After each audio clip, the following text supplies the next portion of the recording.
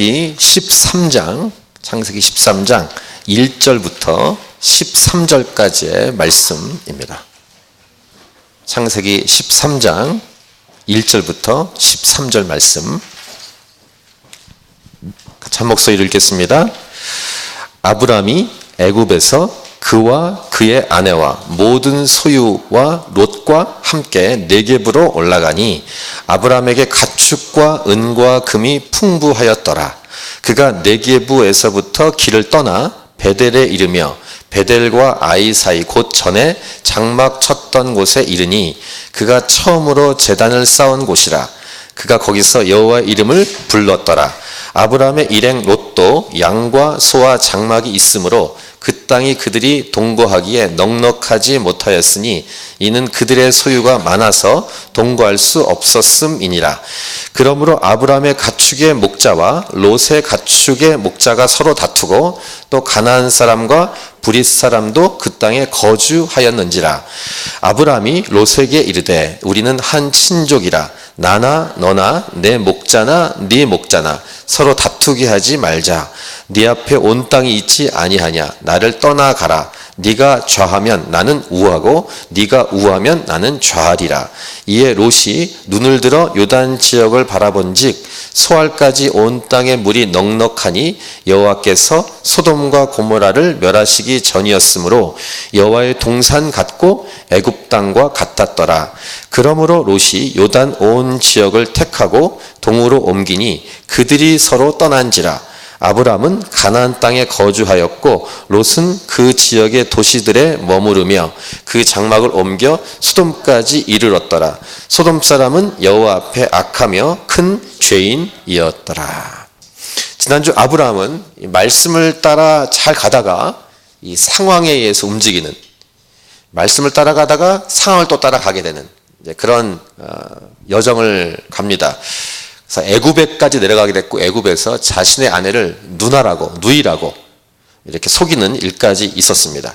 그 일로 인해서 아브람은 애굽 왕 바로에게 책망을 받는 그런 일이 있었죠. 어쨌든 재산은 늘었습니다. 가축이 많아지고 재산이 늘었고 이제 아브람은 그 상황을 따라 갔었던 그 여정을 거꾸로 다시 올라옵니다. 다시 원래의 자리로 돌아옵니다. 그래서 오늘 본문의 1절부터 4절을 보시면 애굽에서 이제 모든 가족과 소유와 함께 네겝으로 올라갔다. 거기에서 애굽으로 내려간 것이었습니다. 다시 애굽에서 네겝으로. 그다음에 가축과 은과 금이 풍부하였다 이렇게 기록하고 그 네겝에서 또 길을 떠나서 원래 있었던 하나님께 제사를 드렸던 하나님의 이름을 불렀던 자리인 베델에 이르렀고 베델과 아이 사이 그 전에 장막을 쳤던 곳에 이르니 4절 그가 처음으로 제단을 쌓은 곳이라. 그가 거기서 여호와 이름을 불렀더라.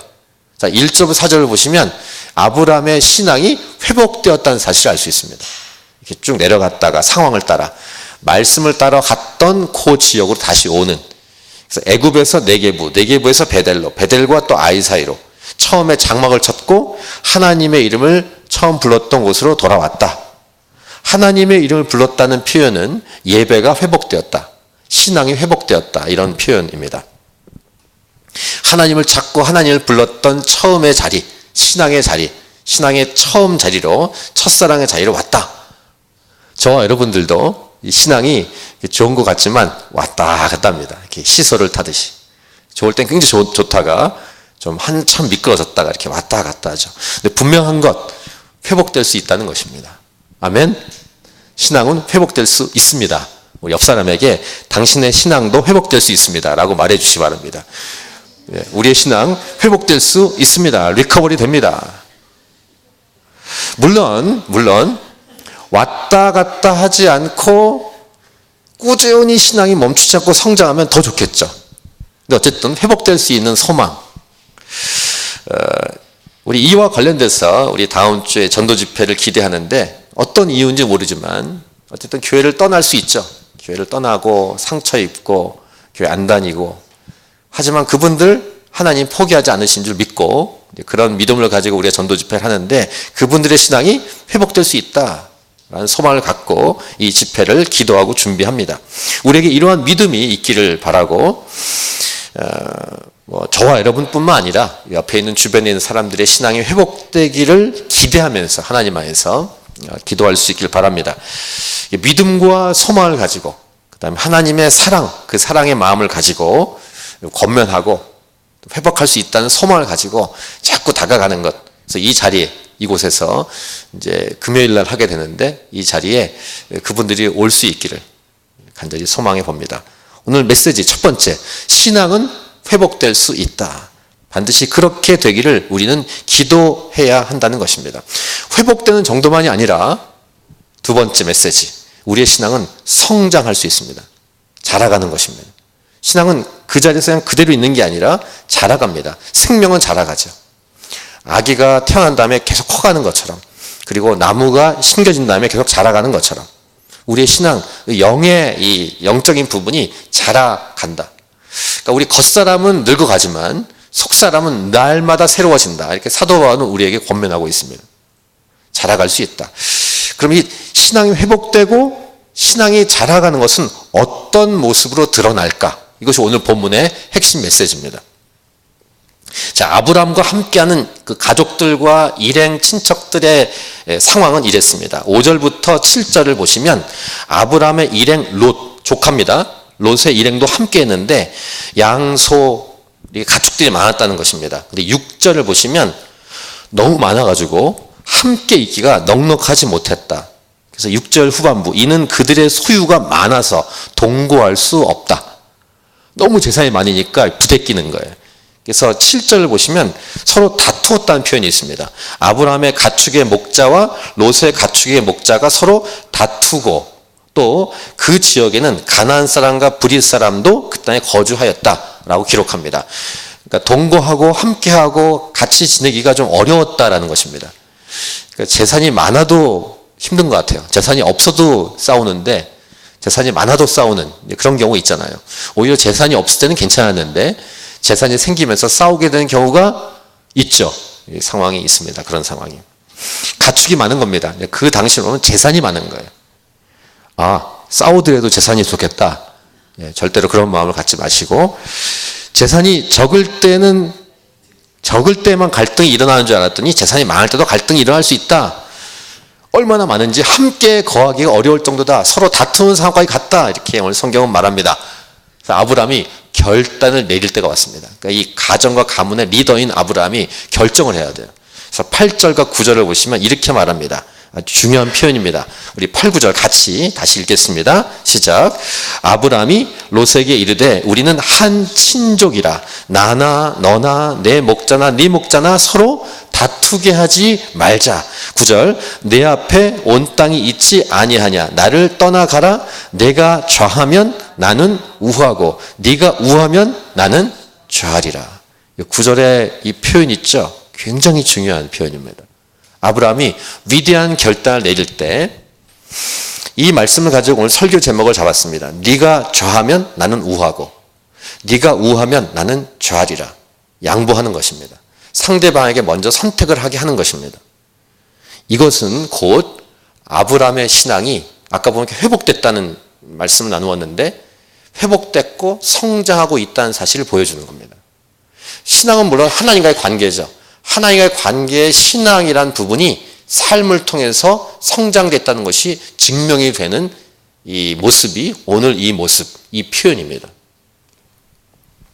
서로 다투었다는 것은 아마도 양들이나 이 가축들을 풀을 먹일 곳, 물을 마시게 할 곳이 적었다는 것을 알 수 있습니다. 좁았다는 것이죠. 우리 여러분 이렇게 고속도로 타고 오시면은 이 주위에 여기 양, 소 굉장히 많지 않습니까?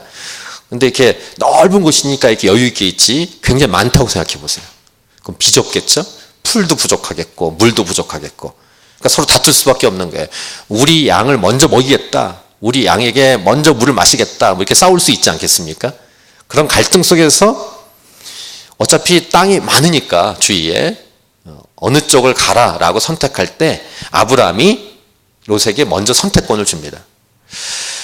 아브라함이 우리가 지난주 본 말씀 보면은 전에는 자기가 목숨 부지하기 위해서 아내를 누이라고 속일 정도 아니겠습니까?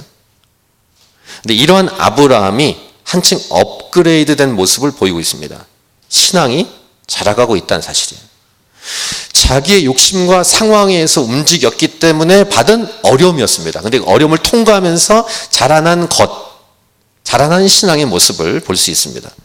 어찌되었든 어려움을 통과해서 자라났건 아브라함의 신앙은 자라가고 있다는 사실을 알 수 있어요. 그 자라가고 있다는 증거는 상대방을 배려하는 모습을 통해 드러난다. 세 번째 메시지입니다. 신앙은 우리의 실제 삶의 관계를 통해 드러나게 되어 있습니다. 하나님과의 관계가 옆 사람을 통해 드러나는 원리는 성경에서 주시는 원리입니다. 하나님의 원리, 말씀의 원리예요. 신앙은 좋은 것 같은데 옆 사람 관계를 못한다. 그럼 신앙이 좋지 않은 겁니다. 신앙의 좋음은 옆에 있는 관계를 통해 드러난다는 게 오늘 설교 전체의 핵심이에요. 아브라함은 롯에게 먼저 차지할 땅을 선택하게 합니다. 롯이 먼저 선택을 합니다. 롯이 선택하는 기준은 자기의 눈에 보기에 좋은 땅을 선택합니다. 다음 주에 이제 묵상할 내용 중에 하나인데, 아브라함은 자기 눈에 좋은 대로 선택하지 않고 먼저 하나님의 음성을 듣고 선택합니다. 분명히 아브라함의 신앙이 성장하고 있다는 사실을 알 수 있는데, 일단 롯의 선택은 이랬습니다. 10절부터 13절을 보시면 롯이 눈을 들어 요단 지역을 본즉, 요단 강 주위에 푸르고 비옥한 땅이 있었을 것이고, 10절에 보시면 물이 넉넉하니 이렇게 기록이 되어 있습니다. 거기가 근처에 소돔과 고모라가 있었다고 기록을 합니다. 근데 그 땅이 좋았다는 거예요. 그래서 11절, 롯이 요단 온 지역을 택하고 저기서부터 여기까지 다 우리 땅입니다. 이렇게 말하는 거예요, 롯이. 이 물이 넉넉하고 비옥한 땅 있죠? 다 내 땅이에요. 라고 지금 아브라함에게 말하고 있는 거예요. 그리고 동으로 옮겼다. 그리고 떠납니다. 그리고 12절, 아브라함은 가나안 땅에 그냥 그 자리에 거주했고, 롯은 그 지역의 도시들, 그 근처에 도시가 많았는데 어떻게 옮겼는지 모르지만 소돔까지 가게 됩니다. 소돔은 우리가 아는 것처럼, 성경에도 기록된 것처럼 여호와 앞에 악하며 큰 죄인이었다라고 기록합니다. 이게 오늘 본문입니다. 아브라함의 신앙이 성장했다는 것을 이제 계속 창세기 말씀 묵상하면서 보겠지만, 두 가지만 일단 간략하게 소개하면 나중에 나오는 사건인데요. 롯이 이 여러 나라의 전쟁통에 포로로 잡혀갑니다. 근데 아브라함이 그 소식을 듣고 가만히 있지 않고 318명을 데리고 가서 롯을 되찾아옵니다. 이 아브라함의 신앙이 성장했다는 것은 그런 행동을 통해 알 수 있고, 두 번째, 우리 그 유명한 사건이죠. 소돔과 고모라를 하나님이 멸하기로 결정하셨을 때, 그 소식을 아브라함이 들었을 때 거기에 자기 조카 롯이 살고 있다는 사실을 알리고 어떻게 합니까? 기도합니다. 의인이 50명이 있으면 멸하시겠습니까? 그래서 50명, 45명, 40명, 30명, 20명, 10명까지 마치 이렇게 하나님하고 이렇게 이렇게 하는 것처럼. 근데 하나님이 10명이 있어도 내가 멸하지 않겠다. 근데 10명도 없었어요. 의인이. 롯 1명이었습니다. 그러니까 소돔은 멸할 수밖에 없었는데 아브라함의 간청을 들으시고 롯과 가족들을 구원해내는 모습을 볼 수 있는데, 그 발단은 아브라함의 기도였습니다. 간절함. 그러니까 아브라함의 신앙은 성장하고 있다는 사실을 계속 나오는 사건을 통해서 알 수 있습니다. 물론 아브라함이 중간중간 또 실수를 합니다. 요즘 우리 새벽 기도에 묵상하는 본문이 사무엘상인데, 사무엘상 18장에 지난주 화요일날 본문인데요, 요나단의 모습을 통해 이 내용을 우리가 연결해서 생각해 볼 수 있습니다. 요나단은 사울의 아들이에요. 다윗하고 라이벌일 수 있습니다. 사울이 다윗을 죽이려고 하잖아요. 근데 사울의 아들 요나단은 다윗을 보호합니다. 어디까지 보호하냐면은 자기의 모든 것을 다 내어줍니다. 군복도 주고 활도 주고 칼도 주고 띠도 주고. 요나단이 진정으로 다윗을 사랑했다는 사실을 알 수 있는데, 이것은 요나단과 다윗의 수평적인 관계만이 아니라 요나단과 하나님과의 관계가 드러나는 것입니다. 한 절 읽어드릴게요. 사무엘상 18장 3절. 요나단은 다윗을 자기 생명같이 사랑하여 더불어 언약을 맺었으며, 언약을 맺고 신실하게 끝까지 지키는 모습. 이게 하나님과의 관계의 신앙이 성장했다는 모습을 보여주는 것입니다. 아주 아름다운 모습. 다윗과 요나단. 아주 유명한 다윗과 요나단의 이 관계입니다. 우리의 신앙은 옆 사람과의 관계를 통해 드러납니다. 이런 메시지를 아마 우리가 계속 설교를 통해서 여러 번 나누었었습니다. 또 수요일 날 본 사무엘상 19장 같은 경우는 아버지 사울에게 찾아가서 이 충성된 다윗에게 범죄하지 말라고, 다윗을 죽이지 말라고 이렇게 간청하는 요나단의 모습도 볼 수 있고, 또 하나 이 사무엘상 22장 같은 경우에는 이 다윗과 같은 경우가 고통 속에 도망가다가 아둘람 굴 속에 숨는데, 그 아둘람 굴 속에 숨는 모여있는 무리들이 마음이 원통한 자, 빚진 자, 마음이 상한 자, 이런 사람들이 모이는데 400명이 모입니다. 그 400명과의 그 관계를 통해서 다윗이 하나님의 마음을 알아가요. 그러니까 고통 속에 있는 사람들과 함께 지내면서 하나님 마음을 알아가서 그 유명한 시편, 형제가 연합하여 동거함이 어찌 그리 선하고 아름다운 거라는 시편 133편이 나오게 되는 것입니다. 자, 우리 신앙은, 하나님과의 관계는 옆 사람과의 관계를 통해 드러나게 되어 있다. 성경은 특별히 예수님이 관계 중에서 우리에게 좀 쉽게 아멘 하고 실제 적용하기 어려운 명령을 하신 게 뭐냐면 원수까지 사랑하라고 말씀하셨다는 거예요. 원수를 사랑하라. 원수를 사랑하는데 자기의 몸을 사랑하듯 사랑할 정도로, 그리고 원수를 위해서 기도하라고까지 예수님은 말씀하셨습니다. 마태복음 5장 44절이고, 사도 바울은 이 말씀과 연결해서 로마서 12장 20절에서 네 원수가 줄이거든 먹이고 목마르거든 마시게 하라, 이렇게까지 사도 바울이 예수님의 말씀을 가지고 선언하고 있습니다. 원수를 사랑하라로까지 말씀하실 정도이기 때문에 옆에 있는 지체를 대하는 것, 우리가 어떻게 해야 될지는 답은 뻔합니다. 성경은 옆에 있는 지체와의 관계에 대해서 이렇게 말하는데 몇 군데 말씀을 더 보도록 하겠습니다. 우리가 주일날 요한복음 말씀을 계속 묵상했었죠.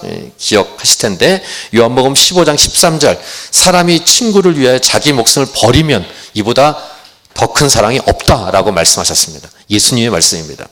또 그 유명한 요한복음 13장 34, 35절에서 새 계명을 너에게 주노니 서로 사랑하라. 내가 너희를 사랑한 것 같이 너희도 서로 사랑하라. 너희가 서로 사랑하면 사람들이 보고 너희가 내 제자인 줄 알 것이다 라고 말씀하시는 예수님의 말씀이 있었습니다. 예수님의 말씀을 받은 사도 요한은 요한 1서에서 이렇게까지 말씀하시는 거예요. 요한 1서 4장 20절. 자, 하나님과 관계가 옆사람 관계로 연결되어 있다는 사실의 분명한 메시지죠. 요한 1서 4장 20절 한번 같이 읽겠습니다. 시작. 누구든지 하나님을 사랑하노라 하고 그 형제를 미워하면 이는 거짓말하는 자니, 보는 바 그 형제를 사랑하지 아니하는 자는 보지 못하는 바 하나님을 사랑할 수 없느니라. 그래서 저 사람의 신앙이 좋아요 라고 이렇게 평가할 때는 물론 기도, 말씀, 예배 당연합니다만 그것이 어떻게 증명되고 드러나는지는 이 성경에서 분명히 우리에게 말씀해 주십니다. 옆에 있는 사람을 대하는 그만큼이 하나님과의 관계의 그만큼이에요. 이게 성경의 메시지입니다. 청년 때 신앙생활하다가 지금은 선배 목사님 되신 김동호 목사님이신가요? 그분이 강의 때 많이 했던 그 당시 선언인데 이런 표현을 쓰셨습니다. 공부해서 남주자. 이런 표현을 많이 쓰셨어요, 그분이. 지금도 그 어르신이 설교할 때 그 표현을 많이 쓰시는 것 같아요. 공부해서 남주자. 처음에 이렇게 신앙이 어릴 때는 그 표현을 보고 좀 의아했어요. 이게 무슨 말인가? 우리는 지금까지 들어왔던 게 있거든요. 배워왔던 게 있고, 세상에서 습득된 가치관이 있어요. 세상 가치관. 성경적인 가치관하고 부딪힙니다. 그래서 이것을 뭐라고 하냐면 신학적으로 반대 정신이라고 부릅니다. 세상의 흐름과 반대예요. 성경은. 살고자 하면 죽어라. 높고자 하면 낮춰라. 이게 성경의 메시지입니다. 공부해서 남주자? 기독교는 세상의 흐름과 정반대로 갑니다. 모든 게 정반대란 말은 아닙니다. 남을 누르고 자기만 올라서는 것을 세상에서는 계속 이렇게 드라이브를 걸고 있는데, 성경에서는 그렇게 말씀하지 않으시고 오히려 반대로 말하며 또 우리에게 소망을 주시는 것은 하나님은 하나님 안에서 서로 윈윈 할 수 있다라고 말씀하고 있는 거예요. 이게 가능할까? 가능합니다. 그리고 실제로 세상에서 잘 보시면 이 말이 맞습니다. 제가 방글라데시하고 이렇게 몇 개 동남아 중에서 좀 지금은 좀 많이 좋아졌습니다만 좀 이렇게 부유하지 않은 나라들을 갔을 때 생각한 게 있어요. 방글라데시아의 그 다카 시내에 좋은 호텔, 5층짜리 호텔에 가서 식사를 한 적이 있습니다. 근데 식사를 하면서 생각했어요. 그 주위는 다 판자촌이고 거지들이 굉장히 많은데 거기서 아무리 잘 산다고 해도 그 분위기에서 5층짜리 빌딩에서 먹어봤자 라는 생각을 했어요. 그때 클린턴 대통령이 머물렀던 방글라데시 다카 시내의 최고의 호텔에 가봤어요. 이렇게 갸우뚱했습니다. 그 속에서 잘 살아봤자 뭘까? 무슨 말이냐면은 이 주변에 있는 사람들이 잘 살 때에 그 속에서 이렇게 진짜 잘 사는 거지. 다른 사람은 다 못 사는데 혼자 잘 산다? 이게 좋은 것일까? 라는 생각했는데 맞더라고요. 맞아요. 서로 윈윈하는 것. 한국교회도 그렇고 이민사회교회도 마찬가지인데 수평이동 말하지 않습니까? 그래서 우리 교회 숫자가 많아졌어. 좋을까? 옆에 있는 교인이 많는데? 좋지 않습니다. 함께 성장해야지. 이 캔버라에 5,000명이 있는데 5,000명 중에 우리 9개 한인교회가 500명이라고 생각해 보십시오. 합쳐서 500명 될까요? 모르겠네. 500명 안에서 계속 돌기만 한다면 의미가 있어요? 4,500명 중에서 와야죠. 함께 윈윈하는 거예요. 그래서 소망교회, 은혜교회, 살림교회, 연합교회, 순복음교회, 알쓰리교회, 캔버라 한인교회, 캔버라 한인 장로교회, 저희 교회 다 같이 부흥해야 돼요. 5,000명, 즉 4,500명 중에서 예수 믿고 와야죠. 이게 윈윈하는 거예요. 하나님이 이것을 원하십니다. 그래서 우리의 기도 안에 우리 하나님이 찾으신 교회를 위한 기도만이 아니라 다른 교회들, 8개 교회를 위해서 기도해야 돼요. 그뿐 아니라 여기에 많은 민족들이 있는데 다민족 교회가 부흥할 수 있도록 기도하고 그 다음 앵글리칸 교회라든가 유나이팅 처치라든가 셀베이션 아미 교회들이 부흥해야 돼요. 여기 오시다가 그 종교부지 통과하실 때 축복하면서 지나가셔야 돼요. 그 옆에 이슬람 쪽은 축복하지 마시고 거기는 축복은 그렇고 거기가 변해서 교회가 되도록 뭐 이렇게 한다든가 그다음 그 나머지 세 군데의 교회를 통과하면서 이게 성경에서 말하는 진정한 승리예요. 자, 오늘 설교 제목 한번 같이 설교 제목을 같이 읽을까요? 시작. 네가 좌하면 나는 우하고 네가 우하면 내가 좌하리라. 하나님께서 이러한 신앙을 말씀하지 않으신다면 예수님께서 십자가에 죽으실 이유가 없어요. 세상에서 표현이죠. 헛된 죽음일 수 있어요. 헛된 낭비죠. 근데 하나님이 헛된 낭비를 하실까? 헛된 죽음을 하실까? 그렇지 않습니다. 함께 승리하도록 하기 위해서 예수님께서 십자가에 죽으신 거죠. 예수님께서 저와 여러분을 위해서 십자가에 죽으신 것은 자신을 사랑하는 것만큼 옆에 있는 사람을 사랑하기 위해서 그 진정한 사랑을 위해서 죽으신 것이다. 즉 진짜 사랑 안으로 우리들이 들어오도록 놀라운 사랑 안으로 저와 여러분이 들어오도록 옆에 있는 사람이 들어올 수 있도록 하기 위해서 십자가에 죽으신 것이죠.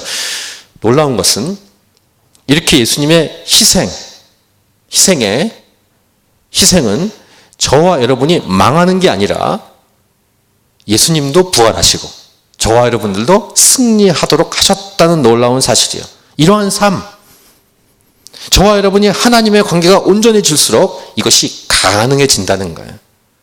신앙이 좋아질수록 윈윈하는 흐름으로 갈 수 있다는 거예요. 근데 신앙이 이렇게 쪼그라들고 상황에 따라 가고 믿음이 아니라 처세술에 따라 가면은 신앙인 것 같은데 결국 신앙이 아니고 자기도 죽고 다른 사람도 죽일 수밖에 없다는 사실을 우리는 잊지 말아야 돼요. 하나님과의 관계, 신앙이 성장할수록 옆에 있는 사람을 사랑하게 된 원리, 이치, 성경의 메시지. 자, 그럼 어떻게 적용할까? 최근 뉴스를 사용해서 제가 말씀을 드리겠습니다. 주윤발이 예수 믿는지 잘 모르겠어요, 저는. 근데 주윤발이 뉴스를 보면서 그게 만약 사실이라면 놀랍다는 생각을 했어요. 8,100억 원의 재산이 있는데 그걸 다 사회에 기부하겠다. 한 달 용돈이 11만 원이다. 그전에도 뉴스에 보면 이렇게 지하철 타고 가는 모습이 찍히곤 했는데 준발이 왜 그렇게 했을까? 그분이 기독교인지 아닌지 모르겠어요. 물론 믿지 않는 사람들도 이렇게 기부하는 사람이 굉장히 많습니다. 그 뉴스와 함께 이렇게 대형교회 그 재산 논란이 있는 뉴스가 함께 이렇게 뜨니까 참으로 이렇게 혼잡합니다. 머릿속에서. 뭐 정확한 내용은 알 수 없죠. 그리고 그 뉴스빨이라는 게 다 맞지 않을 수도 있기 때문에 우리가 함부로 정죄할 수는 없습니다. 보통 이렇게 교회가 오래된, 역사가 오래된 이렇게 크리스찬 국가들의 특징이 있는데 사회에 재산을 기부하는 문화가 자리 잡혀 있습니다. 제가 런던을 갔을 때 런던에 그 교회 건물은 몇백 년 된 건물이죠. 근데 지금도 없어진 교회들도 있지만 지금도 이렇게 유지하는, 여기도 보면 노인들만 있는 현지 교회 있지 않습니까? 런던에도 그런 교회가 굉장히 많은데 거기에 담임 목사님을 만났을 때 좀 충격은 뭐냐면은 걱정이 없어. 무슨 걱정이냐면 우리 한국 교회 목사들은 저 교인이 없으면은 이 헌금도 적을 것이고 어떻게 살지? 이렇게 생각했는데 얘기는 뭐냐면은 오랜 역사를 통해서 그 유명하고 그 다음에 신앙이 좋은 선배님들이 기부를 많이 해놔서 삶에 걱정이 없는 거예요. 야, 그렇구나. 담임 목사의 삶의 생활비가 교인의 숫자와 상관이 없이 넉넉하구나. 근데 한편으로는 무슨 문제가 있냐면은 그렇기 때문에 열정이 없어요. 죽어가는 영혼이 있건 말건 그냥 그 모여있는 노인들만 데리고 하는 거예요. 그러니까 좀 스포일 당했다라고 할 수 있어요. 스포일 되었다.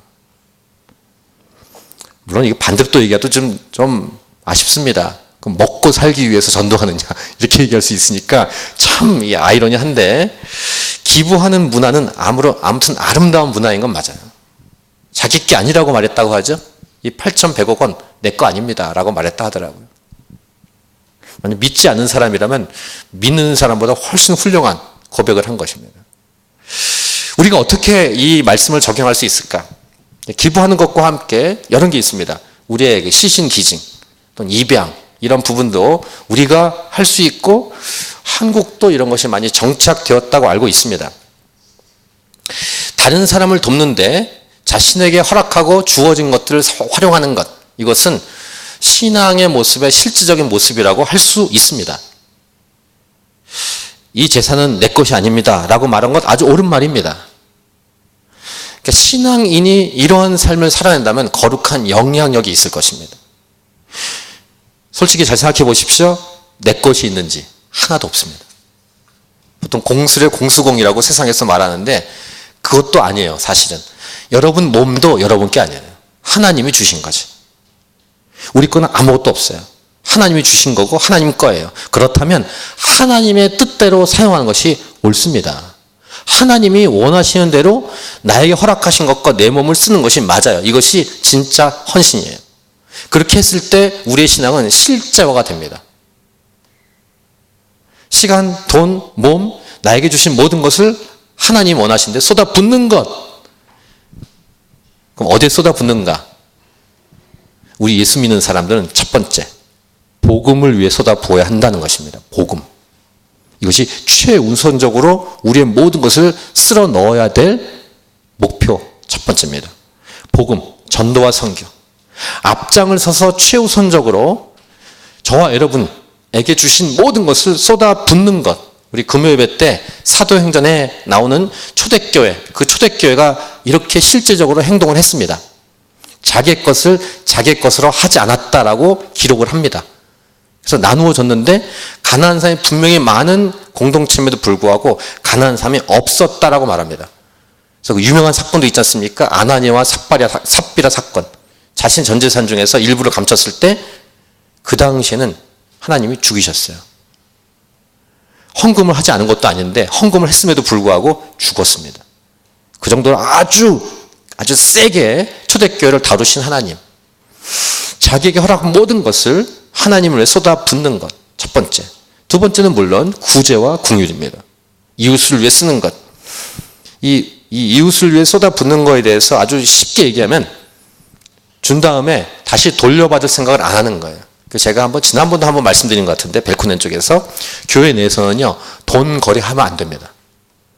무슨 말이냐면 꿔주고 받고 이자 치고 절대 하면 안 됩니다. 그럼 사고 납니다. 교회 내에서. 특별히 이민사회 문제 많이 벌어집니다. 어떻게 하면 되냐면은 혹시 그 사람이 필요하다고 해서 줄 것 같으면 준 다음에 받지 않을 생각하고 주시면 돼요. 그럼 문제 안 생깁니다. 나 500만 원 꿔줘.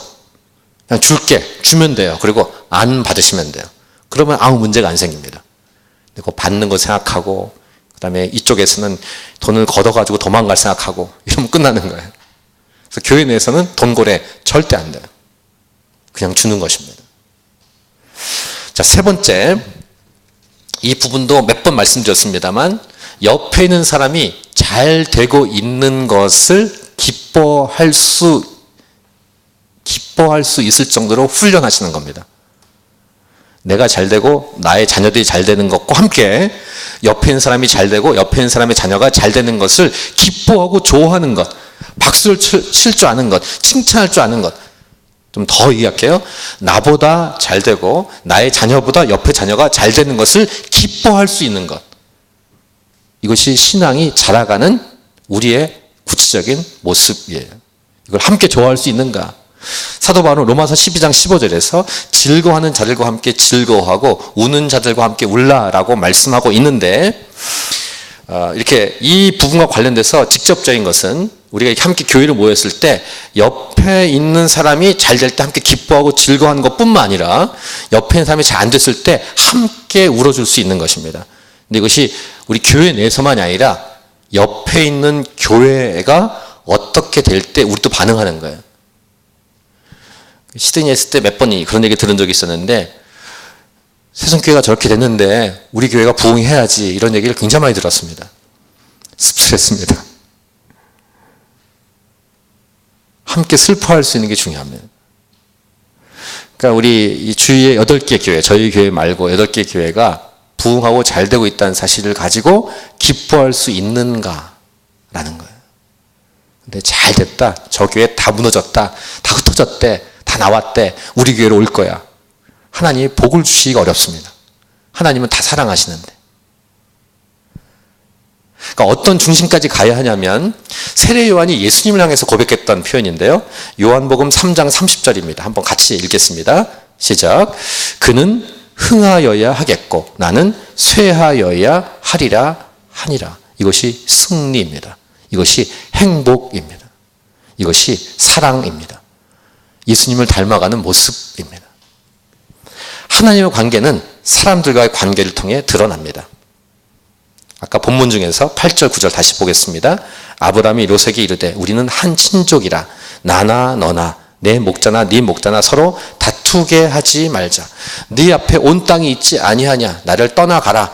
네가 좌하면 나는 우하고 네가 우하면 나는 좌하리라.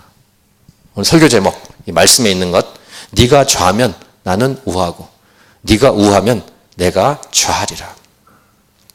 자, 마지막 오래전에 소개했던 노래 가사 한번 프린트도 한번 해드렸던 것 같은데, 서성환 목사님의 시인 승리라는 시를 읽고 마치도록 하겠습니다.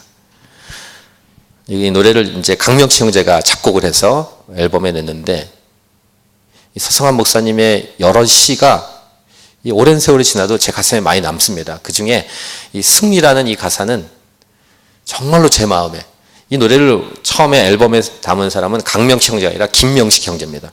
아주 초창기 90년 초반에 앨범 낼 때, 이 앨범을 냈을 때 굉장히 신선했어요. 아, 이런 게 승리인가? 제가 그 이후에 제가 이렇게 섬기는 사람들에게 이 가사를 많이 소개했습니다. 이게 진짜 승리다고. 승리가 무엇인 줄 아는가? 승리가 무엇인 줄 아는가? 더 좋고 편한 가능성의 유혹을 절연히 잘라버리고 오직 주님만 따라가는 것, 바로 승리라네. 승리가 무엇인 줄 아는가? 승리가 무엇인 줄 아는가? 하고 싶은 말, 그 많고 많은 말 힘겹게 억누르고 오직 주님께서 말씀하게 하는 것, 바로 승리라네. 결과가 어떠해도 주님만 빛나시고 주님 평안 내 안에 있으면 그것이 바로 승리라. 치열한 자기와의 싸움을 허옇게 잠재우고 오직 주님만 따라가는 것, 오직 주께서만 말씀하게 하는 것, 주님만 내 안에 사시게 하는 것, 바로 승리라네. 우리 찬양하고 우리 기도하도록 하겠습니다.